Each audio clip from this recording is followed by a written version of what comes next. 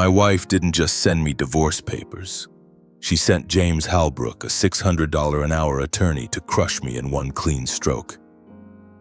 He slid the documents across the table and said, "You'll lose custody, the house, and your company. Sign now, or we'll bury you in court." I didn't argue. I didn't raise my voice. I handed him one envelope, just one. Inside were sealed court files, financial records, and photos that could end his client's entire family legacy. And as he opened it, his smirk vanished. His hand trembled. Because in that moment, he realized this wasn't going to be a negotiation. It was going to be a reckoning. So if you've ever been betrayed by someone who thought you'd go down quietly, stay with me. Because what happened next turned a private attack into a public collapse. And it all started with one piece of paper. It started with a knock at the door. I thought it was a delivery, maybe a neighbor. But when I opened it, a man in a tailored gray suit stood there, holding a leather briefcase and a smug little smile. "Mr. Aldridge?" he asked. I nodded. "I'm James Halbrook. I represent your wife, Linda Doyle." Just hearing those words hit like a shot of cold air. He handed me a thick manila envelope. No eye contact, no hesitation. "Consider this your formal notice," he said. "Linda's filing for divorce. She's seeking full custody of the children, ownership of the primary residence, and a majority stake in Aldridge Security." I stood there for a second, barely blinking. Noah and Emily were upstairs, probably watching cartoons. And here this guy was, telling me my life was being split up like a grocery list. I didn't lose my temper, didn't slam the door. I just thanked him, took the papers, and watched him walk back to his shiny black car like he had already won. I've seen arrogance before, in war zones, in boardrooms, and behind closed doors with high-ranking men, but this was personal. The paperwork wasn't just aggressive, it was designed to humiliate. Linda had timed this perfectly while I was in the middle of negotiating a major security contract. She assumed I'd be too distracted or too exhausted to fight back. But what she didn't know was that I had already started preparing. Weeks ago, I noticed inconsistencies. Financial transfers I didn't authorize, late-night phone calls she'd step outside to take, a growing coldness in her tone that didn't belong in any marriage. I didn't want to believe it, but my gut never lies. So I did what I've always done best. I documented, quietly, thoroughly. And when Halbrook showed up at my door, that wasn't the beginning of her case. It was the beginning of mine. Because inside my desk drawer, I already had a folder waiting. And once it left my hands, Linda Doyle was going to wish she'd never tried to erase me. What came next would flip everything upside down. You don't survive over a decade in military intelligence by reacting emotionally. You survive by watching, quietly, carefully, and by acting when the timing is right. So when Linda's lawyer tried to bulldoze me, I didn't respond with fire. I responded with patience. I walked into my basement office, locked the door behind me, and pulled out the folder I'd been building for months, not days, months. It started with subtle things. A hotel charge in Charleston, when Linda claimed she was at a women's leadership retreat in Denver. An airline ticket purchased in cash, but she hates flying. Then came the late-night phone calls that stopped the second I entered the room. Sudden trips, vague explanations, shallow smiles that didn't reach her eyes. I'd seen this pattern before, just not in my home, and not from the woman I built a life with. So I set up monitoring software on our joint devices. Nothing illegal, just what any trained consultant would do to protect company assets. Except this time I wasn't protecting a company. I was protecting myself. What I found made me sick. Encrypted messages between Linda and Eric Malone, my former business partner, a man I once trusted to handle client relations while I traveled for work. Turns out, while I was running threat assessments for Fortune 500 companies, he was running a private affair behind my back. The messages weren't romantic fluff.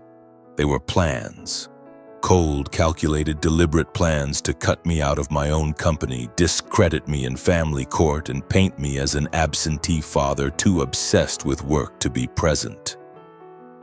Eric wrote, "If we can prove Grant's been using surveillance tools illegally, the prenup won't hold. Her mom's connections will handle the rest." Linda replied, "Noah and Emily barely know him anyway. We'll make sure they believe that." I stared at those words, jaw clenched, heart steady. They weren't just cheating. They were erasing me. But I didn't get up, didn't slam anything. I just labeled the folder Fallout and slid it back into the drawer. Because this wasn't going to end with a screaming match. It was going to end with consequences. And the first domino was about to fall.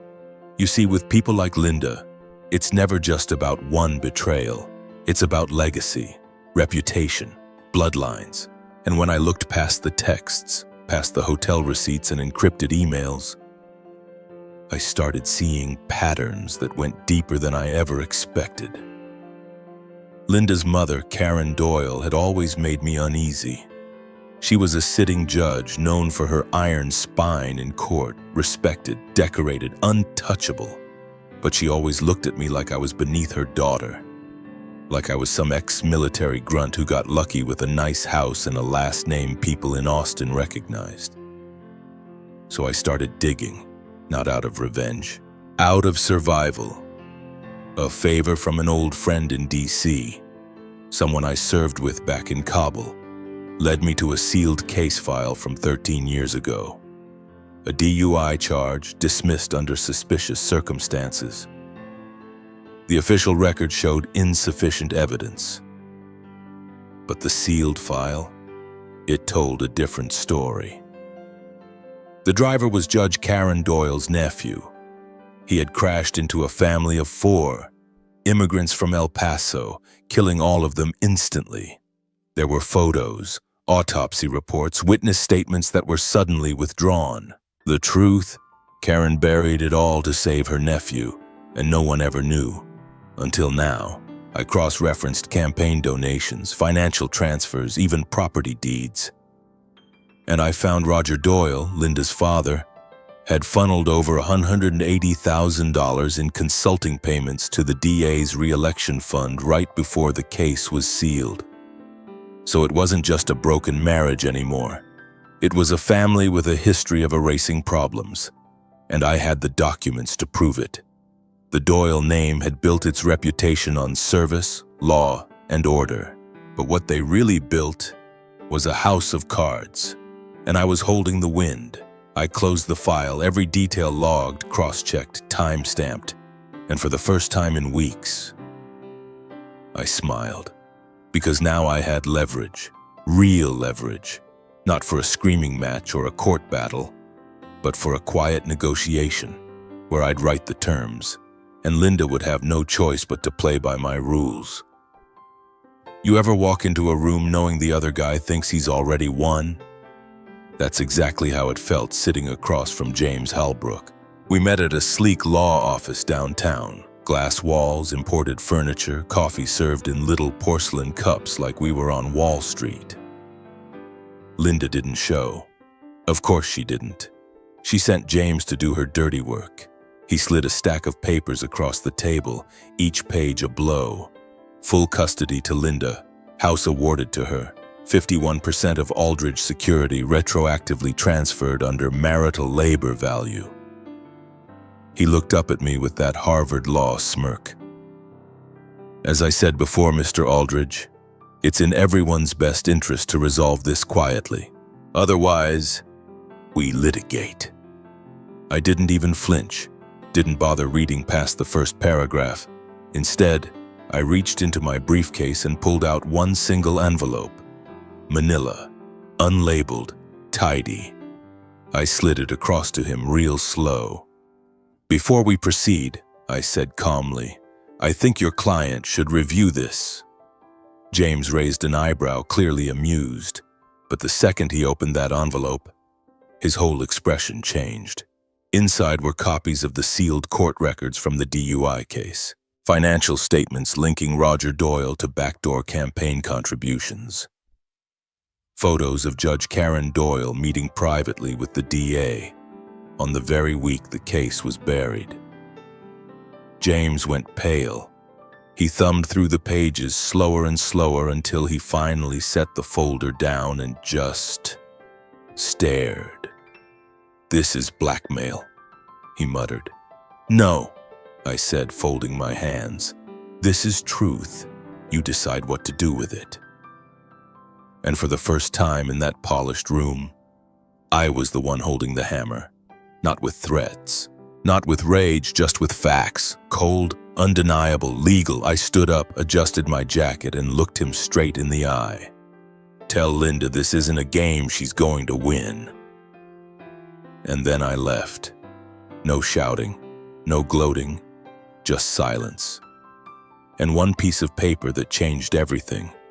What happened next wasn't loud, but it was unstoppable. Midnight is a funny hour. Too late for business, too early for emergencies, but just right for regret. That's when my phone rang. Unknown number, no voicemail. Then again, then again. On the third try, I answered. Grant Aldridge speaking. Silence. Then a breath. This is Judge Karen Doyle, she said. Her voice was sharp but shaky, like porcelain starting to crack.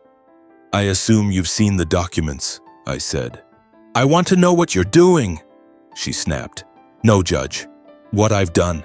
It's already in motion. Another pause. Then she said something I didn't expect.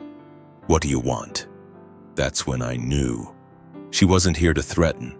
She was here to negotiate. I want 3 things, I said clearly.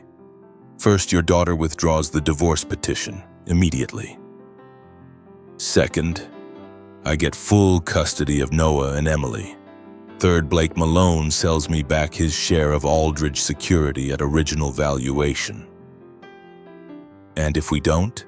She asked. Then the Moretti family gets justice, I said. Karen inhaled sharply. The Moretti case, the one she thought was long buried, the one that cost 4 innocent lives and never saw daylight. You're bluffing. No, ma'am, I'm just tired of being underestimated.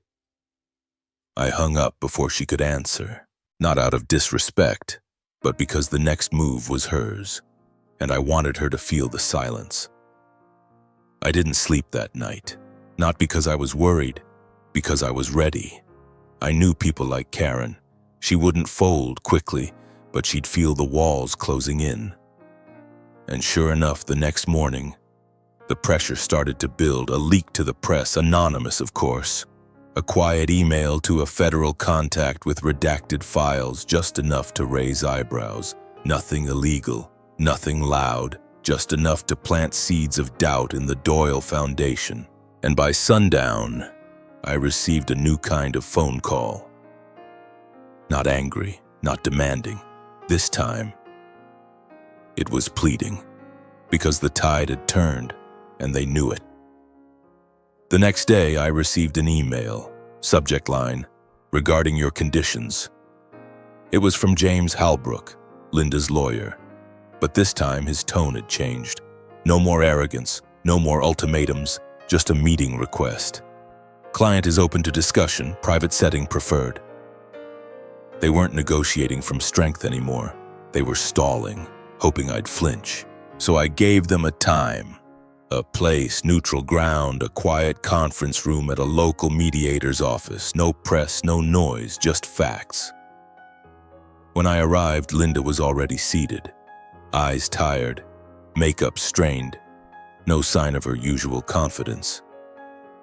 James sat beside her, flipping through papers with nervous hands. I took my seat, didn't speak until they asked the question, "What do you want, Grant?" I leaned forward. 3 things, I said calmly. You know the first, full custody of Noah and Emily. No shared arrangement. No mediation. Full. Linda's lip quivered, but she stayed silent. Second, I continued, I reclaim 100% of Aldridge security, every share, every contract. You both step away permanently. James swallowed hard. And third, Blake Malone transfers his shares back to me at the original valuation. No inflated numbers, no legal tricks. Linda finally spoke. He won't agree to that. I smiled faintly. He already has. He just doesn't know it yet. That's when I dropped the second envelope on the table. Inside, bank records, wire transfers, photographs, Blake Malone withdrawing $175,000 in cash from a Cayman Islands account jointly owned by him and Linda. I suggest you both read these carefully, I said, because if this goes to court, the word embezzlement will be front and center. Linda stared at the envelope like it might catch fire. James reached for it, then stopped. And if we meet those terms? Then the story ends here, I said. No leaks, no press, just signatures. The silence that followed was longer than I expected, but in that silence, I had already won. Because they weren't debating the truth anymore. They were calculating the cost of exposure. And the only question left was how much they were willing to lose to keep their masks intact.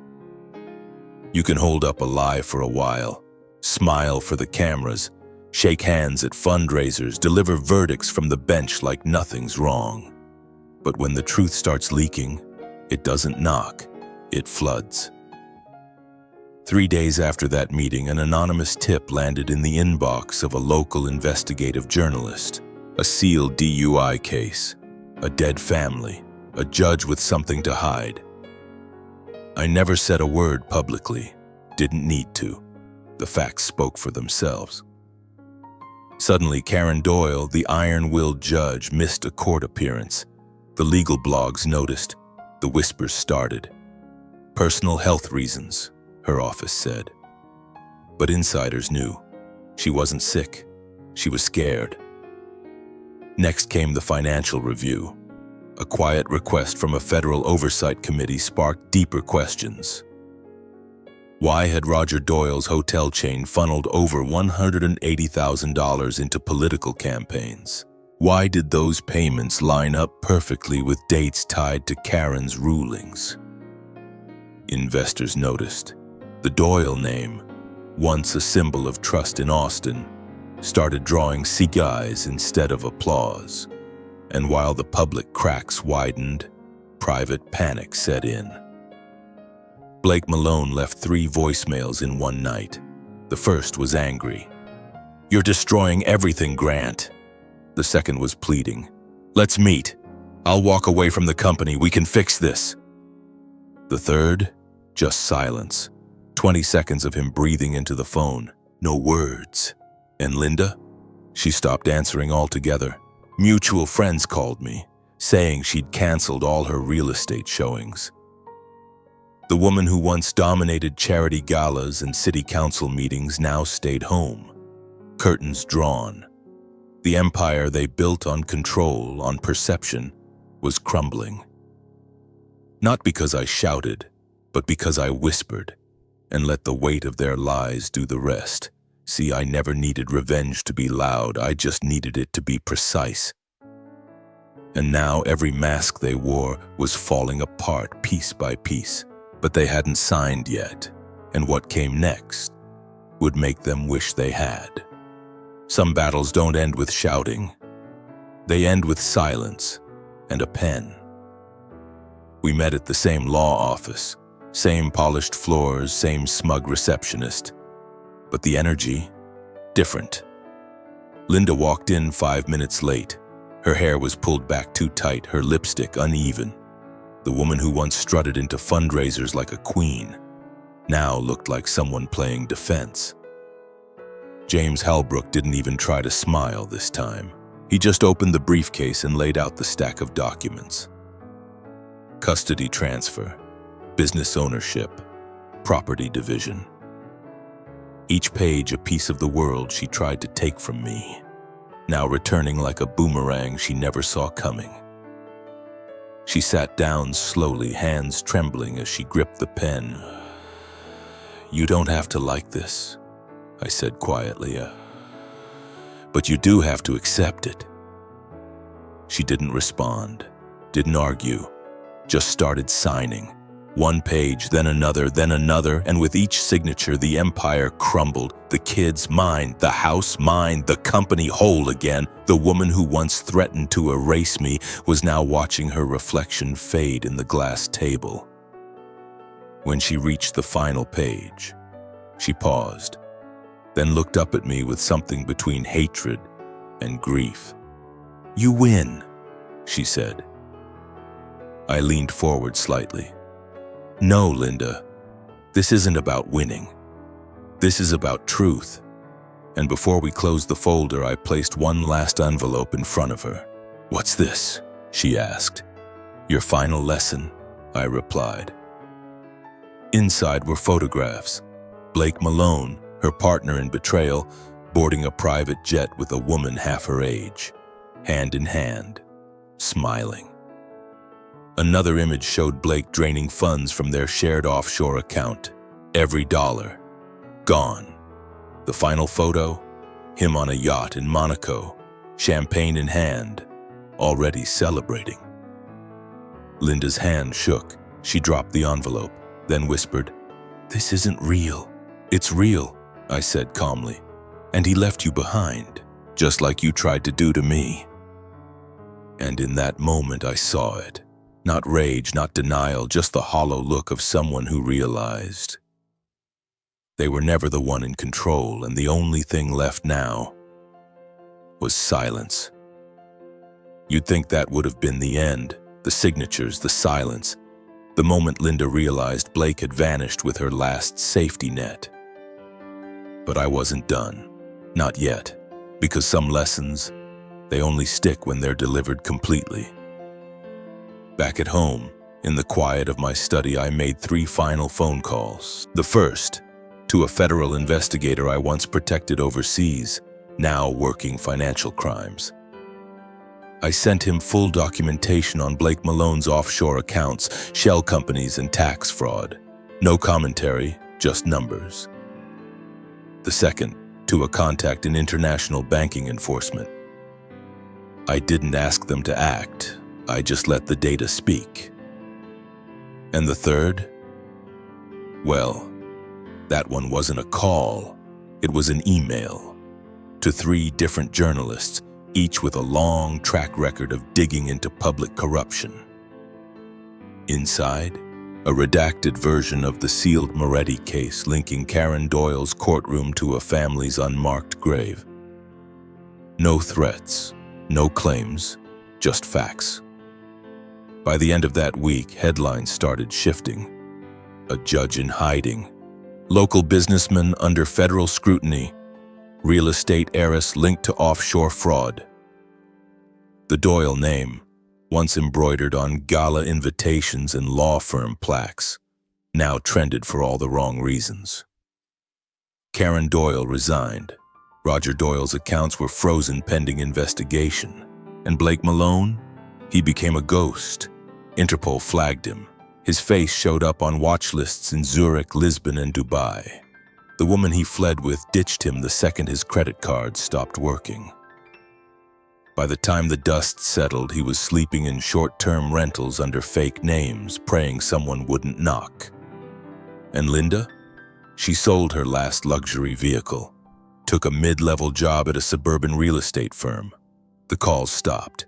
The dinners stopped. The power, gone. But I didn't smile. I didn't celebrate, because this was never about revenge for me. It was about restoring the balance, making sure that the people who used lies and money to hurt others finally ran out of places to hide. And as the last article went live and the phones went quiet, I finally sat back and exhaled. It's strange how quiet peace can be.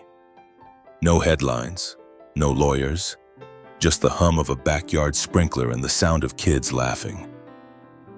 3 months had passed since Linda signed everything away, since the Doyle name unraveled like thread, since Blake Malone became a fugitive without a country. I didn't chase them down, didn't add fuel to the fire, because when the dust settles, the only thing left that matters is who you're standing beside. For me, it was Noah and Emily. On a warm Saturday afternoon, I stood on the back porch watching them run through the yard like life was simple again. No courtrooms, no custody hearings, just a baseball glove in my hand. And the people I fought for. They didn't know the details, didn't need to. All they saw was that Dad was there. Really there. Dinner every night, school projects on the table, a light on in the hallway when nightmares came. I'd spent so many years chasing contracts, building a company, outwitting threats from behind a screen. But none of that compared to hearing my son laugh without fear, or my daughter fall asleep knowing home was safe. Blackstone Security, the firm I rebuilt, is thriving. Clients returned, old friends called, but I keep my schedule light these days, not because I'm tired, because I finally know what matters. The last file I ever opened on the Doyle family is still in my office drawer. Not for revenge, just as a reminder. That power built on lies always collapses, and that silence, when used wisely, can be louder than rage. Sometimes the best justice isn't loud, it's quiet, it's methodical, and it leaves no fingerprints. And me? I'm not the man they tried to erase. I'm the man who walked through fire without raising his voice and came out whole. So if you've ever been pushed to the edge, if someone tried to take everything you built, remember this: you don't have to shout. You just have to know when to act and who you're doing it for. Some betrayals try to take everything from you, but sometimes they leave behind exactly what you needed. I didn't fight to destroy them. I fought to protect what mattered: my children, my peace, my name. And in the end, the truth spoke louder than anything I could have said. If you've ever felt like someone tried to write you out of your own story, don't give up. Write a better ending, quietly, powerfully. How are you holding up today? If this story reminded you of something personal, I'd be honored to read your comment. You're not alone.